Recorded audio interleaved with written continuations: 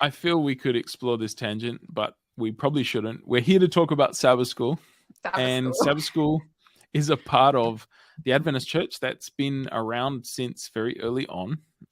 It's something that most churches do.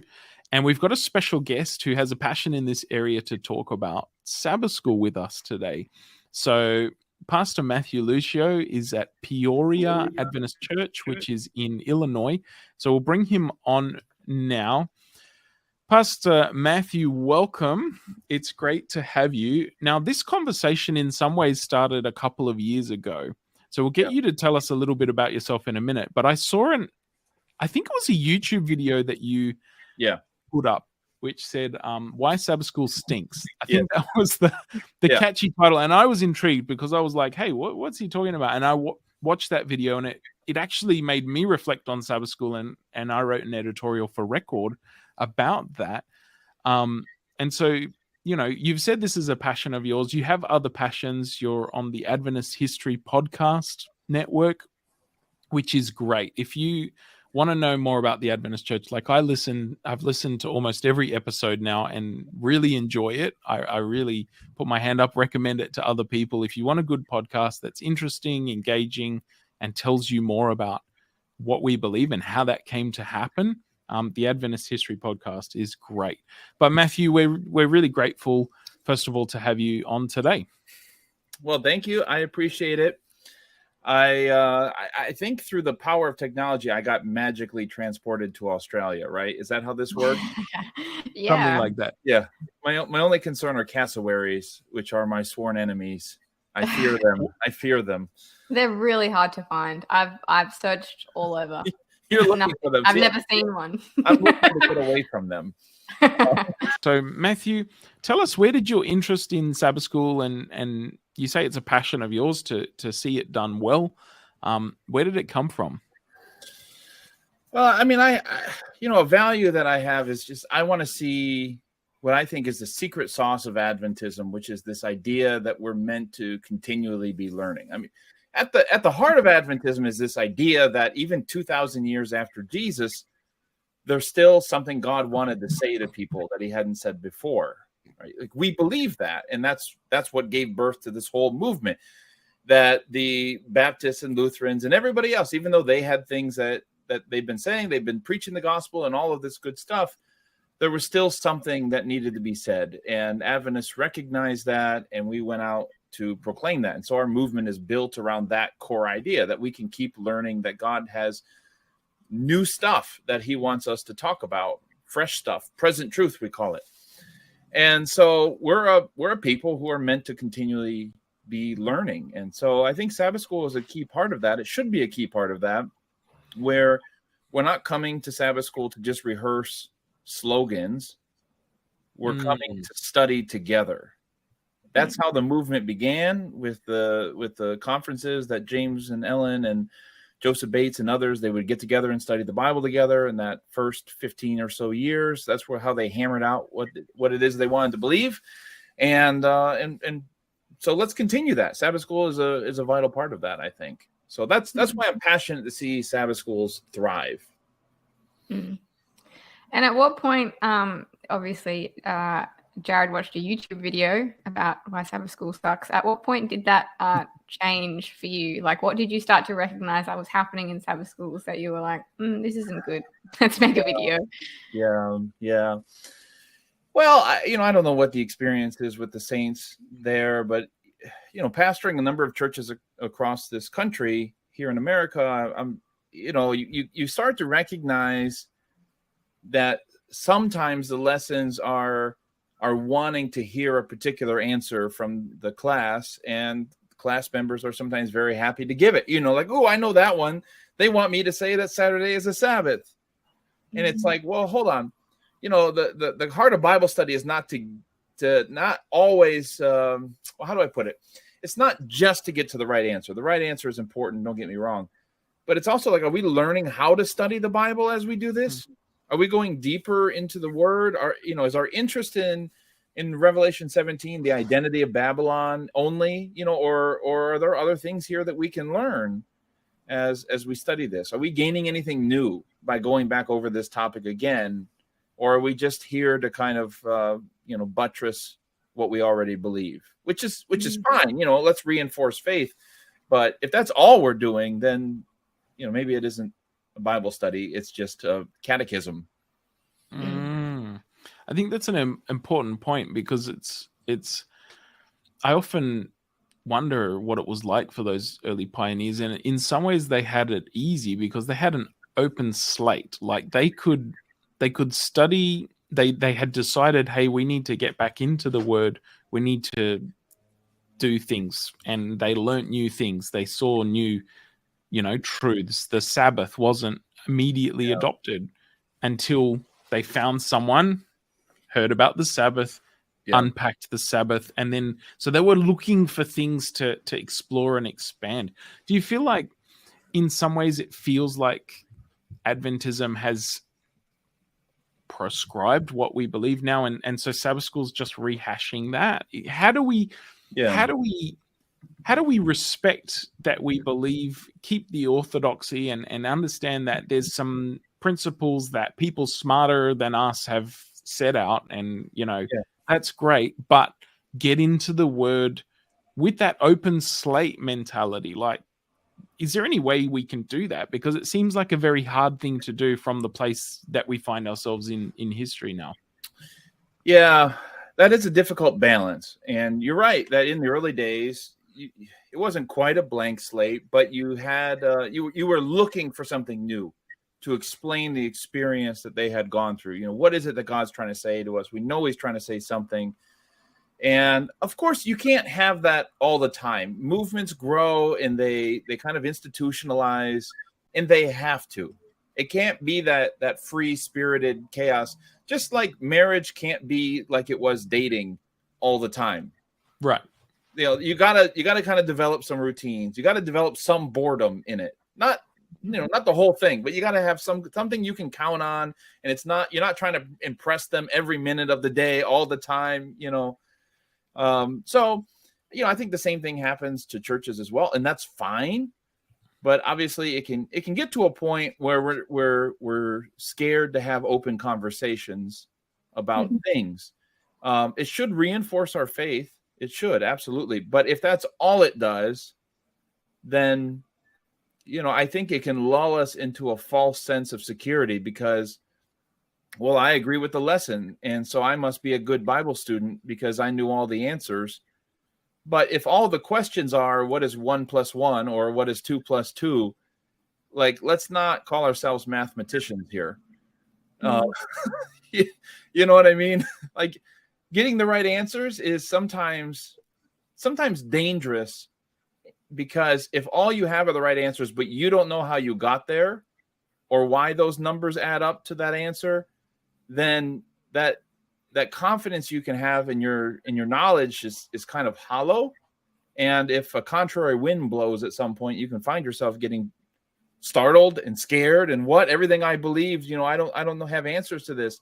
Yeah, because you weren't really studying. Like, you didn't really have a firm handle on how to study the Bible for yourself. You were just told the answers by somebody else who had already taken the test.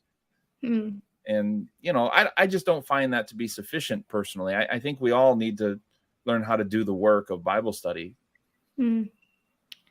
Yeah, sometimes I guess when we're following that model, it's very easy to say like the right answers, especially if you've been in church a little while. I find myself doing this sometimes in Sabbath school. I'm like, oh, I know what the right thing, like the right answer to say is, but I don't always feel with that right answer. Like, I often have like questions or doubts about that, but to bring those into the thing requires like vulnerability, or it requires like close connections kind of. But I think we don't always have that in church. Like, we don't always create that safe space. Right. Yeah, that's absolutely true. And, I think that there's definitely, I think Sabbath school, more than the sermon, is the greatest opportunity we have for a church to be in the Bible together. Because a sermon in most churches is kind of a one-way street where somebody talks and other people listen. And sometimes they're not really Bible studies. They're sermons, based on Bible study, but they're sermons. Prayer meeting, and if people have midweek services, they should be focused on prayer or something. But Sabbath school, man, this is our time to really be fed, whether or not the sermon is good. If you have a good Sabbath school discussion, to me, like my Sabbath is already made even before we get into the worship service. Like my I guess soul, on that, is there a reason why Adventists do Sabbath school the way they do it? Because I've been a part of some churches where it's like, and I know all churches do it differently. I've been a part of some churches where they have the sermon and then Sabbath school is you talk about the sermon. Because I think sometimes what my experience has been like going to church, it's like you have Sabbath school, you talk about the Sabbath school lesson, which is awesome. And then you go to church and then it's a completely different conversation or topic or whatever. And then you come back next week and you're like, what was Sabbath school about? And it's like, it's almost like information overload, which I think is like just adding to the information overload in the world. So I don't know if you can speak into that. But. Well, I mean, it's true that all churches do it differently. And sometimes churches have like one class on the lesson and then other classes on other things, and they have an opportunity to do Bible study there. And I definitely understand why churches abandon the lesson. I think I don't like giving up. And so I like what the lesson I like the promise of the lesson that the world church is studying together. Not in the same place, not at the same time, but they're, within a 24-hour period, they're all studying together. I like the promise of that. I'm not saying churches can't do anything differently. I'm just saying I don't want to give up on the lesson. I think the problem we have are twofold. One is that in the Western world in particular, biblical literacy is plummeting. And so if the lesson is going to remain readable, it's going to have to kind of dumb it down a little bit. And I don't mean that in a bad way. I just mean, in some countries, people don't know who Noah was. And now you're going to have to, you only get like 375 words on each page of the lesson. And now you got to explain who Noah is. You can't assume as much anymore. So that's going to make the job of the lesson even harder. And the other part, and I think this is maybe more to the point right now, is that what I would call the Adventist consensus is faltering. And the Adventist consensus, by that I mean where the vast majority of members around the world share certain values and beliefs and assumptions and cultural whatever it means to be Adventist. And so when we have that consensus in place, the lesson can assume things. It can just bring up the Sabbath and be like, don't you see how important the Sabbath is? Because, okay, you can assume that everybody in the church has gone through all of this and they know the Sabbath and da-da-da-da-da. But as that consensus falters, where you have more and more Adventists who are like, I don't know if that's what it means to be Adventist anymore. I have different ideas. And again, not making a value judgment on those different ideas, whatever they are. It just means that we're kind of like, we got to speak in the plural of Adventist identities more than just Adventist identity. And so now it becomes difficult because does the Sabbath school lesson represent all of those identities and assumptions and values? No, it can't. So now it's like the lesson speaks maybe to a majority tribe, but it's only one tribe among several tribes of Adventists. So maybe I didn't mean to take it into like a sociological direction here, but that's just how I see the challenge of the Sabbath school lesson right now. Yeah. So that's one challenge, I guess, and one thing that could stop people from connecting with Sabbath school is that they don't connect with the lesson, possibly because they see it's at a different level than they're currently at, or whatever. But there seems to be a whole bunch of reasons why people are having trouble connecting to Sabbath school. We went through COVID. Less people statistically are going to church or coming back since, COVID restrictions have been somewhat lifted. But there seems to be a whole bunch of reasons. Busyness, sleeping in. A lot of churches find that people come and they make it for the sermon, but not for Sabbath school because Sabbath school is not as prioritized as this thing you have to do. So can you maybe give us a few of the greatest barriers you see to Sabbath school sort of attendance?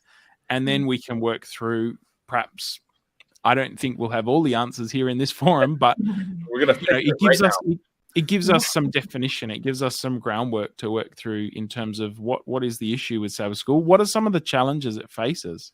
Yeah. Well, obviously, I think the clearest challenge is it's no fault of its own. It's just the kind of lack of attachment to church in general now. Even if people still attend, the feeling that they have towards the church is that it's less indispensable than it used to be.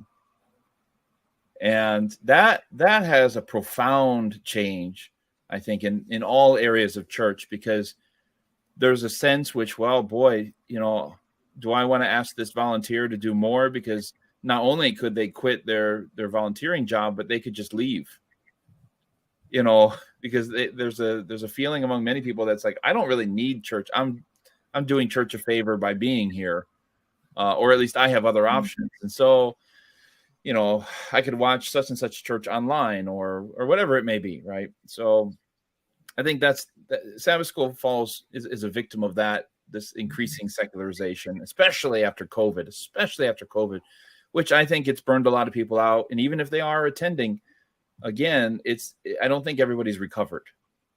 Mm-hmm. And I don't know if they ever will completely recover. So I think that's a challenge.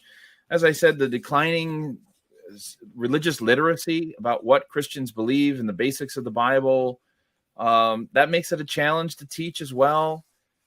The hour of Sabbath school has been the same for over 100 years. So it's not that it suddenly got earlier, but our human patterns have changed. And so I think whatever the challenges may be, I think this is all the more reason for us to be doing some trial and error with Sabbath school and finding out what works. Like, how can I teach this class well to get people here? And maybe we've been spoiled because we just expected people to show up out of duty. And now it's like, hey, I actually have to be a good teacher. I actually have to say interesting things, so maybe part of the answer is Sabbath school teachers need to step up a little bit, because, you could always count on people showing up because they were supposed to. And now, well, we had better teach up if they don't show up. So, I think those are just a few of the challenges and maybe a couple of possibilities of going forward here. I guess in your trialing and erroring, that's a correct phrase. What have you found that's worked? Have you found anything that has like aside from making the lessons more interesting, have there been things that you've done that have just gathered the masses? Yeah. Okay. So what I found personally, and look, there's different types of congregations out there who are needing different things. But what I find personally is if I have a Sabbath school teacher that is interacting honestly and in good faith with the lesson, who isn't just kind of like towing the line and just saying what they're expected to say, but they're interacting it. Hey, like, I really wrestled with this thing on Tuesday and I'm not sure I fully agree with it, or, I'm still trying to understand it. I'll respect that. Like, for me personally, it's like, I don't want to play the game of piety.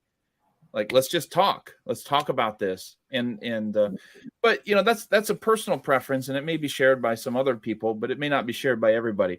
I wish I could say I've done some big study of Sabbath schools and I figured out what's worked. I pastor one church, so this is the extent of, and I don't even teach Sabbath school. So this is the extent of, I'm a sub. I fill in when somebody on Friday evening gets sick, and I'm a last minute substitution. But that's what I like seeing in Sabbath school. Now, whether that's going to drive a bunch of people into church, I don't know. But that's what I feel is needed in a secular age, is just to acknowledge the challenge of faith in a secular age, being real about that stuff and working through it together. There was a lady by the name of Flora Plummer. She was the longest serving Sabbath school director for the General Conference, which is quite an achievement in itself. She said the purpose of Sabbath school is the winning of souls. Yeah. Now, I don't think in modern churches we look at Sabbath school in that sense. Yeah. maybe it's changed, or maybe there's something in the idea that something, if it's missional and stuff, it's got a value or a vision or a purpose, and if it loses that vision or purpose, perhaps it becomes less effective. What do you think? What do you think about that comment? And how could you see Sabbath School as part of that soul winning enterprise? Because as Adventists, we want to bring the gospel to the world. We want to have mission as our main thing. Yeah. But Sabbath School, I'm probably too young to remember this, but you used to have to fill out, who did you minister to this week? Did you give out any pieces of literature? Like, there were actual report cards for Sabbath School. We don't do that anymore, but it did bring accountability. And I don't know if it'd work in this day and age, that exact thing. But there was a sense that Sabbath School had a mission and a purpose. Yeah. How do we recapture some of that, maybe? Yeah. That is the $1 million question, isn't it? It's a challenge because overall, the Adventist Church, like other churches, had shed a lot of the I don't know, accessories that made it what it was. Like, we don't do in-gathering anymore. We don't have a lot of we don't do potlucks like we used to, for instance. And Sabbath School classes back in the day used to have more members of the Sabbath School than there were members of the church, because they connected with people in the community. And not only that, but it used to be the prime way in which missionaries were funded, is through Sabbath School offerings. So Sabbath School was even more important back then, because, man, if you go to Sabbath School, or you fail to go to Sabbath School and don't give an offering to the missionaries, like, you're not helping the worldwide work. You're not helping that teacher in Rwanda or whatever. So it made tangible change in the world to attend Sabbath School and give in Sabbath School. And of course, they had the superintendent stuff. Sometimes that service could be like longer than the worship service. There was poetry being read and song sung and a little mini homily and all that. So what do we do now that all of that is gone in many places? What's left? It's a Bible study now, and as we're talking about here, even that is struggling. So, I think there's probably some traditionalists who would say, well, see, this is what happens when you divest it of all the other meaning that it used to have, is now it's left to this one thing, and it too is in trouble. So is the solution then to try and recapture what once was and say, hey, we're gonna fund missions this way from our local church? I don't know. This is a great opportunity for that little bit of that trial and error. Let's see a church start that and make Sabbath School important again. Make Sabbath School great again. Yeah, I did say that. I wasn't going to say that. I knew I was going to ruin one person's day and make somebody else's day in saying that. I didn't want to go there. It is. I was having a conversation with a friend recently who's not Adventist. She goes to another Christian denomination church, and I just slipped out. I didn't even think about it. I was like, oh yeah, I went to Sabbath School, and she was like, Sabbath School? What's Sabbath School? Yeah. And then I obviously explained, and she was like, wait, so the whole world is following the same thing, and you do that every week? And she was amazed by it. Like, she thought it was genuinely cool, and I was like, I guess it is cool. I guess. That's gonna be the new Sabbath School campaign. Like, I guess it is cool. Come to Sabbath School. Cool. Yeah. Well, yeah. I mean, again, like, how many other things can we say that the whole world is doing together like this? It's there's just not a lot, and I don't want to see this thing continue to crumble. So sometimes I feel like I'm like Samson trying to like hold the pillars up, except he pulled them down. I'm the opposite of Samson. Yeah. I'm trying to keep them up and keep the house together, because I think there's parts of here we don't want to lose. And so at the very least, let's talk about these things. They're just eroding, and we're just kind of carrying on, I feel like, as if everything's fine. But let's talk about, is this important to us? What do we hope to get out of this? The earliest Sunday schools, by the way, I mean, the reason why we have Sunday school and hence Sabbath school later on is because, in England, these kids were working in the factories during the Industrial Revolution, and they didn't have time for school. And so churches started these schools on Sunday, which was their one day off these kids had, and said, we're going to teach them how to read. Like, that's what churches were doing. It wasn't necessarily like completely spiritual. It was like, we're going to teach them to read, and we're going to teach them the basics of the Bible and all these things, because we feel like these kids shouldn't be working 6 days a week. We can't change the laws, but what we can do is help them on their one day. And then, of course, it's morphed over time. But okay, like, what purpose does Sabbath school serve now? And particularly for adults, because I think we can see the necessity for children.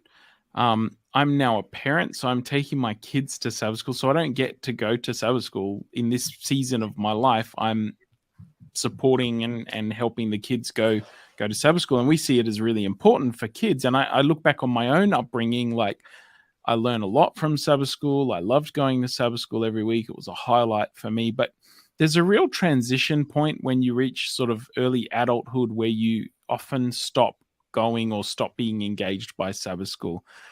I'm just reflecting on that. And is there a way to make those transitions better? Because I think you don't want to be with, the 6 gray-haired older members that have their group, but you don't feel sort of young enough for the youth Sabbath school or the teen Sabbath school anymore. And I think we're losing a lot of people in that transition. I'm just wondering if there's something we could do better in that space. It's a good question. What I hear you saying is you really wish there was like something in between youth or young adult and where you're at, like, so that you could join, because you don't want to join the older class. I get it. I get you, man. I'm definitely the youngest person most of the time in my Sabbath school class. I don't think it should be, I don't know. I think when you reach a certain age, it's not about the color of the hair. It's about the culture of the class. And if we can not resign ourselves to a kind of deflated, defeated atmosphere in some of these classes, like we're all just kind of here to rehearse the right answer. Like, I don't want to be a part of that. I think if Sabbath school classes were places where something exciting was happening, nobody would care whether they're 20 or 30 or 40 or 50 or 60. I want to be where something's happening. So, of course, as I keep saying, back in the day, we had graduations from classes when you went from one level to the other. We celebrated that transition from one class to the other. It was a big deal. Now, I don't know, especially with smaller churches, they don't have all these clear divisions. Like, sometimes it's, 5-year, 10-year range of people all in the same class. And so there's no clear progress there. I don't know. I think it all starts with trying to figure out what is the purpose of our Sabbath school class in this church. And then it's how do we build a ladder that reaches up to it where people actually want to attend it, however old they are. That's where I think we need to start. Yeah, my last church was a church plant, so it was very small, and you only had one class to choose from. And I actually really liked it because I think there's something really cool about learning from the older people, and like, as someone who's younger, like, that was what I got out of it the most, was like hearing people's perspectives who have like lived a life and who have like know all this stuff. I think we were talking about Sabbath school in our staff meeting yesterday, and people were talking about the awkward transitions from one group to the next. I mean, goodness. So let's say you have a young person who's about ready to leave, I don't know, the teens or young adults, whatever the oldest class that they have for the lower divisions. It'd be great if an adult would identify, like, hey, in 6 months, this young person is going to be leaving this class. Start investing in them. Start mentoring them. Just about life stuff right now. And then when the time comes, be like, hey, why don't you join us for Sabbath school? Because sometimes I've seen people, like younger people, go sit in the adult class for the first time, and then everyone just kind of stares at them like, what are they doing here? You know what I mean? Like, that doesn't make them feel welcome. So like, let's kind of have like a rite of passage where it's like, I can't wait to have you in my class in a few months. You're going to bring so much energy and enthusiasm to what we're doing. I'm looking forward to hearing your perspective on things. right? And we don't shame them or make them feel less than because maybe they don't have all the answers well put together and all of that kind of stuff. But like we encourage them, like, hey, I want to hear from Justin sitting over there in the back row. Justin, come on, help us out here. Tell us something. How do you see things? Just making it more of a discipleship process. Yeah, being intentional and being inclusive is what I'm hearing you say there.